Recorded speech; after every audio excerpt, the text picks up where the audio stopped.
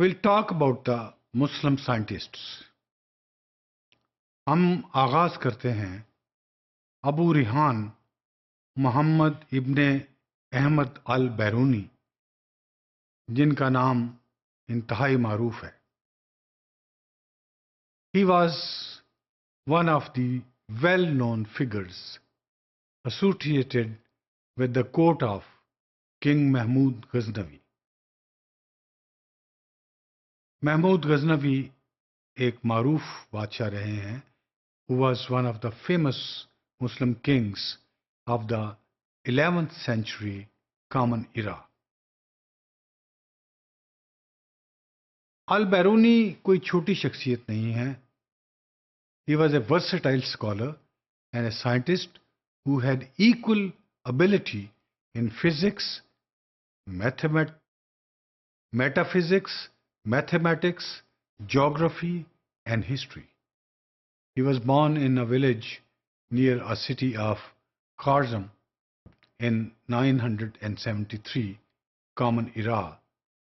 He was a contemporary of the well-known physician Ibn Sina. At an early age, the fame of his scholarship went around, and when Sultan Mahmud Ghaznavi conquered his homeland, Iran, he took al-Biruni along with him. और फिर जब वो महमूद गजनवी हिंदुस्तान में सफ़र करते रहे, then he kept him with him. So that way, he went to many journeys to India several times, and thus he had the opportunity to travel all over India during a period of 20 long years. He learnt Hindu philosophy, mathematics, geography, and religion from Pandits whom he taught Greek and Arabic, science and philosophy. इस पे उनको expertise थी. 75 बरस की उम्र Surf करके he left the world in 1048 Common Era, after having spent 40 years in thus gathering knowledge and making his own original contributions to it. जब हम उनकी कारकर्दगी को देखते हैं तो हमारे सामने कमाल की ऐसी चीज़ें आती हैं जो उस वक्त इंसान सोच भी नहीं सकता था, बल्कि आज भी उन पे तजुर्बात हो रहे हैं.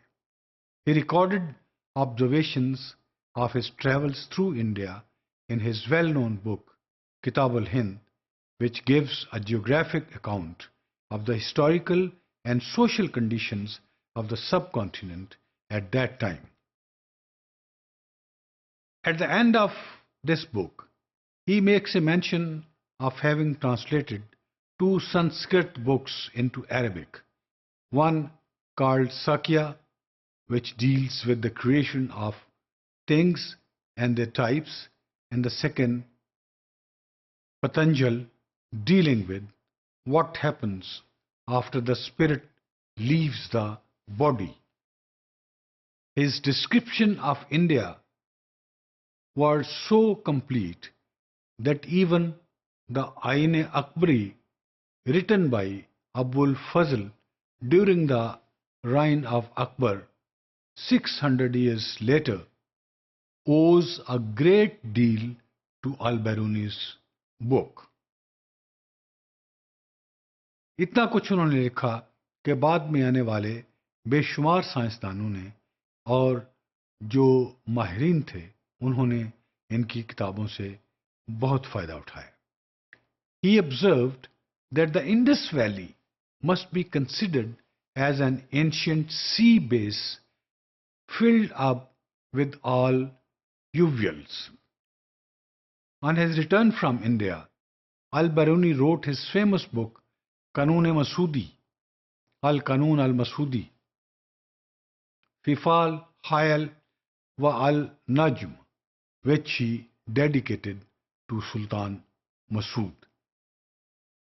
The book discusses several theories of astronomy, trigonometry, solar, lunar, and planetary motions and relative topics.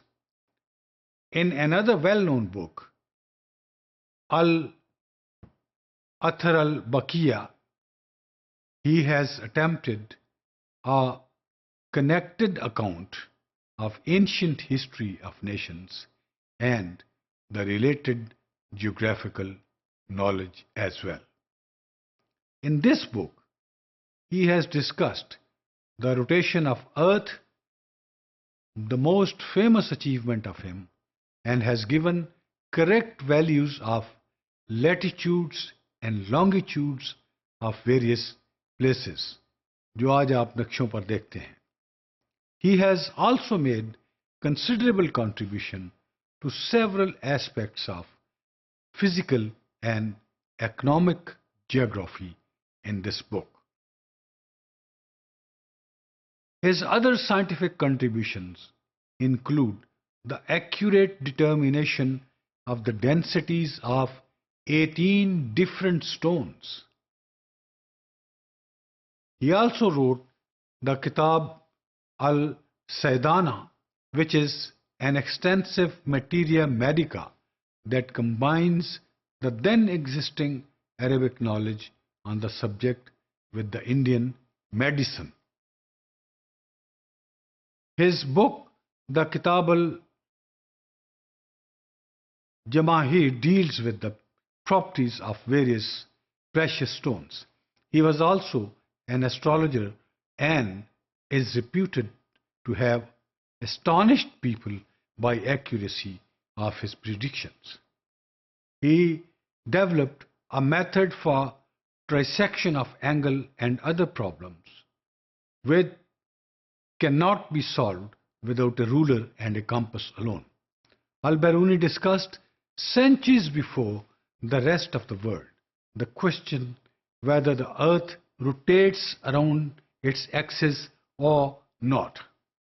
He was the first to undertake experiments related to astronomical phenomena. His scientific method, taken together with that of other Muslim scientists such as Ibn Haytham, laid down the early foundation of modern science.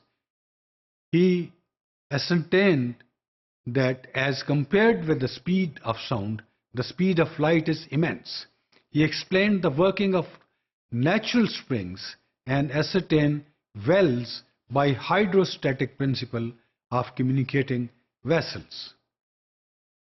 His investigations included description of various monstrosities, including that known as Siamese twins. He observed that flowers have 3, 4, 5, 6 or 18 petals, but never 7 or 9 petals. He has been considered as one of the greatest scientists of Islam and all considered one of the greatest of times. His critical spirit, love for truth, and scientific approach were combined with a sense of toleration. His enthusiasm for knowledge may be judged from his claim that the phrase Allah is omniscient does not justify ignorance. In a nutshell, he has been recorded in the history in golden words, and he gave at that time when nobody knew these things and that knowledge.